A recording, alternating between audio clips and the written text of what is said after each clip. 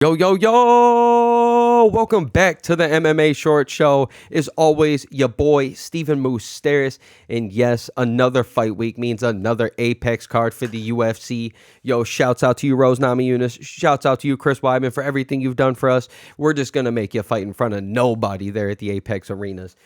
You gotta love it. You just gotta love it. It makes absolutely no sense. I'll talk about it to the day I die, probably, how much I hate these Apex cards. But to be fair, man, UFC 300 is, I think, what, 2 weeks away, and I am absolutely ecstatic. Like, for real, I can't even describe to y'all how annoying it is for these fight cards, these Apex cards I've been bitching about for weeks and weeks and weeks now, where, man, all these good fights that we have, and you guys got them in front of no crowd, and then once we finally get a crowd, like Miami at UFC 299, it's absolutely electric. But the cool thing about UFC 300, which I can't complain about whatsoever, is, man, the first fight of the night is Cody Garbrandt and Deiveson Figueiredo. Like, this fight is, for real, 3 or 4 years in the making. Cody Garbrandt was talking about going down to 125 forever just to fight Deiveson Figueiredo. He hated him.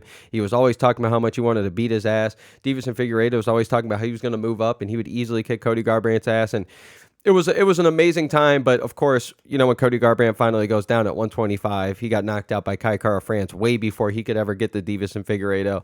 And now that Figueiredo finally moved up, now that Cody's finally kind of found his place back again at 135, it's finally the perfect time for this matchup. Because just when you think it seems like Deiveson Figueiredo is making his way up at 135, and it seems like Cody Garbrandt's, you know, on his way down, or, you know, even in his career, he's on his way down at 135, it seems like the perfect time to match them up. But what's crazy when I actually looking into this fight and the tail of the tape and stuff, I completely forget that Cody Garbrandt's 4 years younger than Deiveson Figueiredo.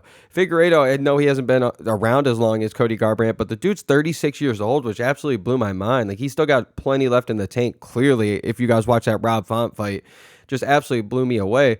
But Cody Garbrandt's only 32, and it just blows my... It reminds me a lot of the Jose Aldo. It reminds me a lot when I see these young and up-and-coming killers, these prospects are only 19 years old, 20, or even like Rolly Rosas Jr. at 16. Like, yes, you're going to put ass in seats. Yes, it's awesome, man, when you got these up-and-coming risers that are just sick and they're knocking people out at such a young age. But that's where you get the Sage Northcutts. That's where you get all these guys where it's like Jose Aldo at 32 years old, after all the damage the man took over the years with the Max Holloway fights and the Conor McGregor fights, and even the fights that he was just winning with, like, you know, Mark Hominick and all these fights that the man had. Like, I hate seeing these guys take that much damage, and that's my only thing with Cody Garbrandt is, yes, you were amazing and cool. You know, it took a 13-10 Trevin Jones and a 15-13 Brian Kelleher to, you know, finally get you back on the winning track, but it's just scary when it comes to Deiveson Figueiredo. That man right there with the whole Rob Font stuff, like, that fight blew me away. I really thought Rob Font, you know, he does look bad against when he's fighting Corey Sandhagen or if he's fighting Cheeto Vera or whatever, but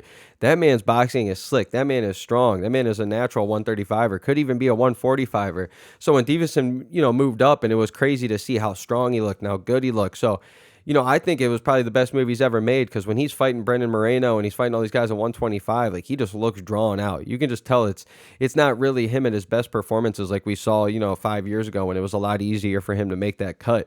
So as much, you know, as excited I am for this fight, you know, I'm from Ohio. Everybody loves Cody Garbrandt from here, but I've just never been that big of a Cody Garbrandt guy. As awesome as his run was from 2015, 2016, with the most impressive run that's up there in the UFC for 1 year, or your first year in it, your first 6 fights. I mean, that man went on a tear. 4 knockouts out of his first 5 fights. His 6th fight, he freaking outclasses Dominic Cruz, which, I mean, it's one of the greatest performances we've ever seen out there, respectively. So to watch that man, like I said, just to watch that man take all the damage, though, afterwards at such a young age, to watch his ego take the hit, his confidence, all these things with the Pedro Munoz fights, the TJ Dillashaw fights, you know, it just gets sad, man. Even the Kai Kara France fight, when you thought he could go down to 125 and do what he said he was going to do to Deiveson Figueiredo, it's always been tough, and I always got a soft spot for Cody Garbrandt, even though he says he's no love, and I know I make the jokes of no chin. You know, I just think this fight right here, I think it's a little too late if you're a Cody Garbrandt fan. I know he still maybe can get it done, but I mean, this is not a 13-10 Trevin Jones. This is not a 15-13 Brian Kelleher. This is Deiveson Figueiredo. This man's 18-2, 18-3 or something crazy. Like, that man is a killer. What I just saw him do to Rob Font blew my mind. And I know MMA math doesn't matter, but we saw what Rob Font did to freaking Cody Garbrandt. So I don't know. I'm excited for this fight. It's a banger. It's the first fight of UFC 300. Somebody's going to get knocked out. I'm guaranteeing it because these guys hate each other, and Cody Garbrandt is going to go for blood. We know this man. Just, when he hates somebody, he lets his emotions fight, and it's part of why people love him, regardless if he's knocking people out or if he's getting knocked out.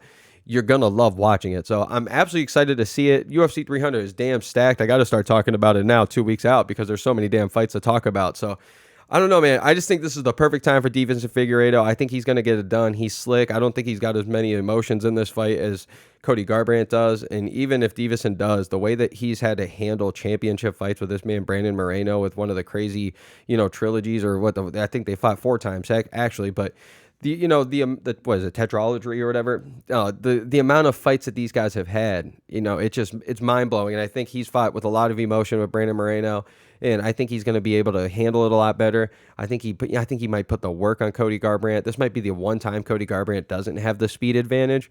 So I don't know, man. I don't know. Trust me, I'll be geeked to watch this man, Cody Garbrandt get a knockout, but I'm telling you guys, I think one of the biggest fights out there that I want to see is Deiveson Figueiredo and Petr Yan, or even Deiveson Figueiredo versus any of these guys, Song Yadong.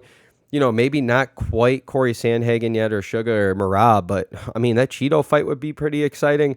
I love everything about Deiveson Figueiredo at 135, and I think he can make a splash if he really gets up in there. He's already ranked 7 or 8 already.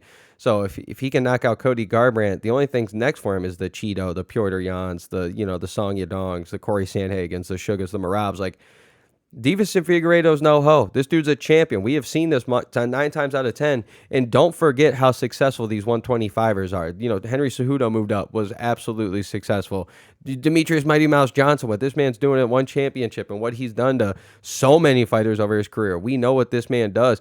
Brandon Moreno, Deiveson Figueiredo. These guys are probably the most talented fighters out there overall, pound for pound. They're so damn small, though, that a lot of people just don't, like them. They don't migrate to watching them, whatever. Maybe the power isn't there, but these boys are athletic. These boys are killers. So I'm telling you guys right now, I'm liking Deiveson Figueiredo, and I just think this is an absolutely exciting fight for UFC 300, and I can't get enough, man. So you guys let me know. This is the first fight of the night, the early prelim. This fight's going to be on at 5 o'clock, 4 o'clock in the afternoon, and I'm going to be all over it. So as always, your boy, Stephen Moustaris. Let's go, baby. Let's go, baby.